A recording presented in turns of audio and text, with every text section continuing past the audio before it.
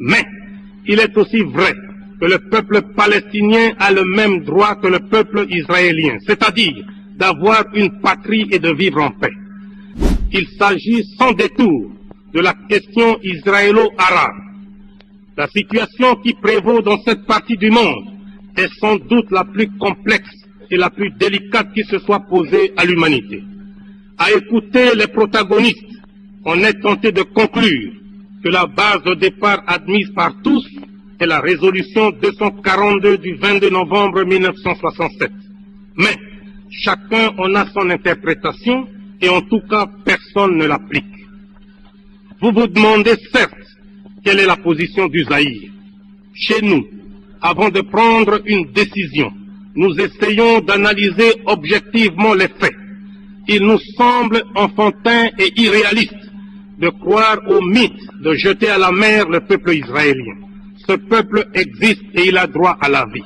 Mais il est aussi vrai que le peuple palestinien a le même droit que le peuple israélien, c'est-à-dire d'avoir une patrie et de vivre en paix. Le peuple juif, qui a souffert du nazisme et de toutes sortes de racisme, devrait comprendre, mieux que quiconque, la souffrance des réfugiés palestiniens qui n'ont plus de patrie depuis un quart de siècle. Plus d'une fois, Israël a exigé des frontières sûres et reconnues, mais aucune fois Israël ne les a mentionnées. Au Moyen-Orient, il existe trois sortes de réflexes. Le réflexe de la peur pour le peuple israélien, le réflexe du désespoir pour le peuple palestinien, le réflexe d'humiliation pour le peuple arabe. Voilà, à notre avis, comment le problème est posé. Ces derniers temps, quand un pays africain prend une décision souveraine dans le conflit israélo-arabe, les autorités israéliennes déclarent que cette décision vient purement et simplement des pays arabes et qui pisait que les dirigeants africains ont reçu en échange une somme d'argent pour prendre une telle décision. De telles déclarations sont graves et injurieuses. Par ailleurs, on ne peut manquer de s'étonner de la visite que le ministre de l'Intérieur et de l'Information de l'Afrique du Sud raciste, le Dr Connie Mulder, vient d'effectuer en Israël.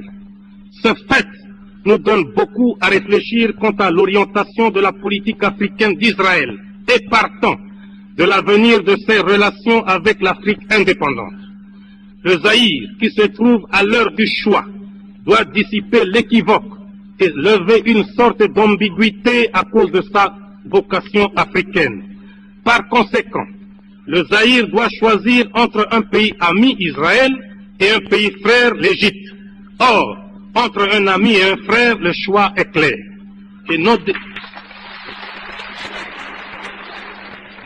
Et nos décisions sont prises en toute indépendance et en dehors de toute pression. C'est pourquoi, en vertu des prérogatives que me confère l'article 24 de la Constitution de la République du Zaïre, j'annonce à la face du monde la rupture des relations diplomatiques avec Israël. Et ce, jusqu'à la récupération par l'Égypte et d'autres pays arabes concernés de leur territoire actuellement occupé.